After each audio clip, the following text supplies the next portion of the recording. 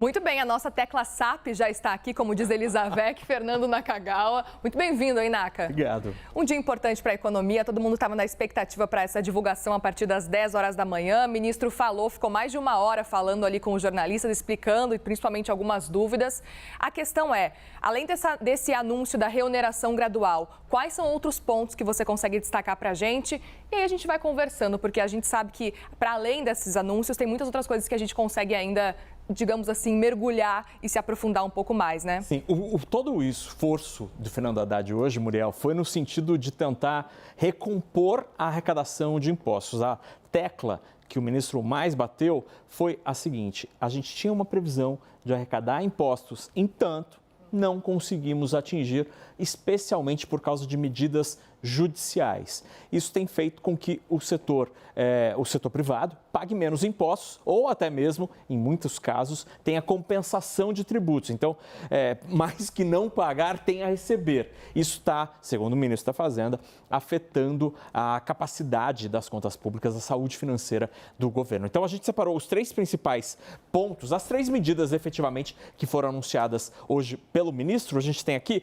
que a primeira delas é, então, limitar a compensação de tributos quando a justiça, por exemplo, decide que uma empresa tem lá 100 milhões de reais a receber ou em compensação tributária. Esta limitação, essa compensação, Muriel, ela vai passar a ter um calendário na medida provisória de 30% por ano. 30% no primeiro, 30% no segundo ano, 30% no terceiro ano e os 10% restantes no quarto ano. Então, toda a compensação acima de 10 milhões de reais será dividida em 4 pelo governo. As parcelas vincendas, né, que vão vencer à frente, vão ser compensadas, remuneradas pela taxa Selic. Segunda medida, redução do... Isso tudo faz com que o governo perca menos dinheiro, né? Você precisa compensar menos, o efeito é positivo nas contas públicas. Segunda medida, redução do programa PERSE, que é um programa de incentivo ao setor de eventos que sofreu muito durante a pandemia. O programa foi estendido por mais 5 anos, só que a programação desses 5 anos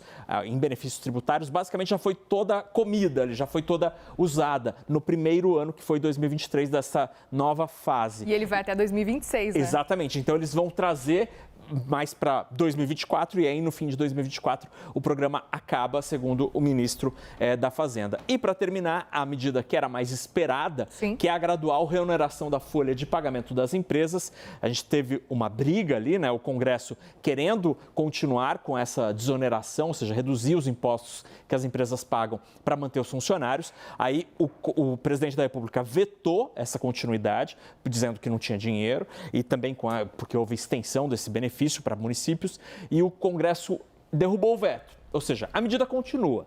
E o que o governo está fazendo é propor uma volta gradual destes tributos ao longo dos próximos anos e com uma medida diferente, que o ministro Fernando Haddad mencionou, que é isentar a primeira faixa ali do primeiro salário, o primeiro salário mínimo, que teria um tratamento tributário diferente. Agora, Naka, segundo o ministro, tudo isso então aqui é para melhorar a receita, então é para melhorar os ganhos basicamente do governo federal, levando em consideração que ano que vem tem aquela ideia aí de déficit zero que Haddad tem defendido, que o Ministério da Fazenda tem defendido e que a gente sabe que vai ser realmente difícil conseguir fazer esse balanço, conquistar esse equilíbrio, e é isso que Haddad tenta fazer. Só que na coletiva de imprensa ele não deixou claro de quanto que pode ser esse impacto realmente, né? Que é aquele número para a gente entender realmente se isso vai ser suficiente ou não. Mas ele mesmo falou que talvez não seja suficiente realmente para conseguir zerar esse déficit, né? Ele disse que tudo isso junto, o impacto vai ser apenas e tão somente para compensar a grana que não entrou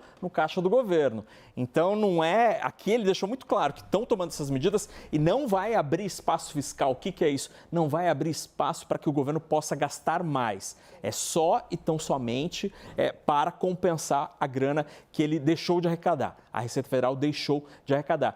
Mas aí tem um aspecto interessante, porque no discurso ele deu várias explicações, porque a gente vai terminar o ano com rombo nas contas públicas, com déficit, ou a conta no vermelho, e o ano que vem o governo também espera conta no vermelho, o mercado financeiro espera conta no vermelho.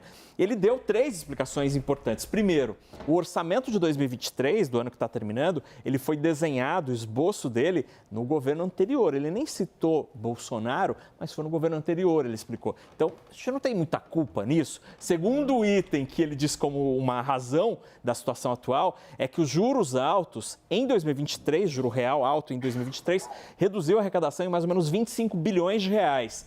Impacto do Banco Central, dizendo mais uma vez, olha, isso daqui também não é minha culpa. E para terminar, ele reclamou muito do gasto tributário, é o dinheiro que o governo deixa de arrecadar, que passou de 2% para 6% do PIB.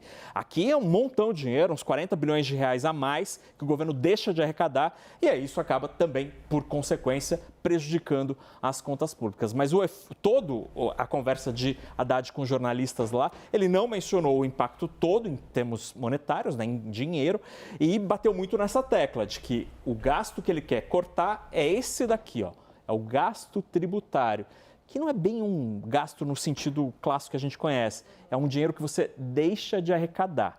Então, o governo está abrindo mão de dinheiro e o que o Haddad quer é voltar a cobrar esse dinheiro, ou seja, voltar a cobrar impostos. Pois é, uma das principais críticas justamente ao ministro da Fazenda, principalmente, é com relação ao fato de que ele não quer cortar nada nesse cenário aí de tentar zerar o déficit, né? Mas ele tem argumentado, e ele argumentou, inclusive, hoje nessa coletiva de imprensa, justamente isso, que ele tem, sim, cortado. De uma forma diferente, né, Naka? Ele corta gasto tributário. É isso. Que se você preferir, você pode... Porque gasto tributário é o termo técnico de uma renúncia fiscal. É quando você abre mão de salário, abre mão de uma hora extra.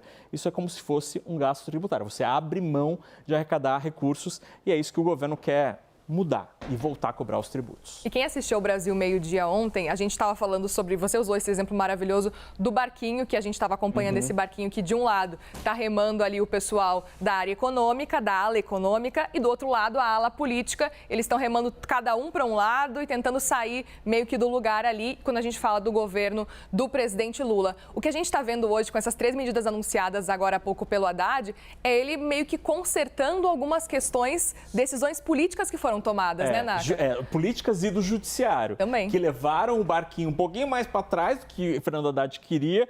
E aí o que ele está fazendo com aquelas 3 medidas da outra tela é tentar levar o barco um pouquinho mais para frente, um pouquinho mais perto do rumo que Fernando Haddad tem como meta, que é chegar no fim de 2024 com gastos iguais à receita.